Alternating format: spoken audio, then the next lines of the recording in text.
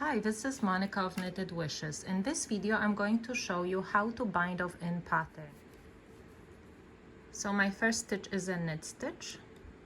So I'm going to follow the previous row and I'm going to knit this first stitch. Slip it off the needle. Now the second stitch is a purl stitch. So I'm going to follow that row again and purl the second stitch.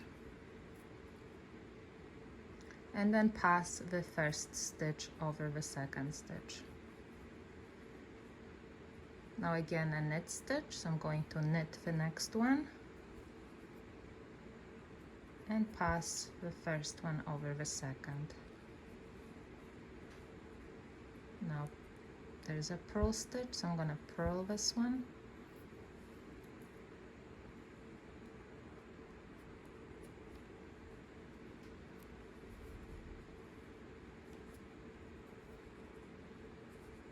Knit stitch,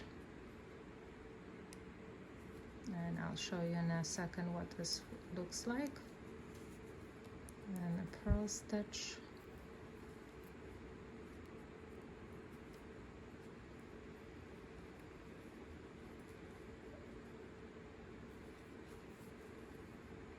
and this is what this bind off looks like.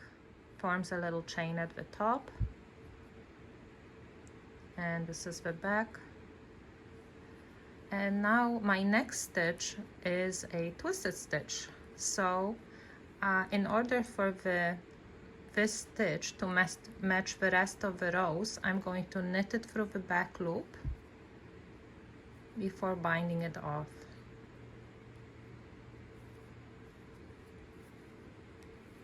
And this way there's no change in the pattern. Now we're gonna purl the next one, pass the first over the second, and another twisted stitch. Knit it through the back loop to match the other ones in the previous rows. And continue in this way till you reach the end. So when you're working this bind off, just make sure you're not making it too tight. You should maintain the same tension as you had in previous rows. If you're really struggling and you find that it is tight, you can also go up a needle size for the bind off.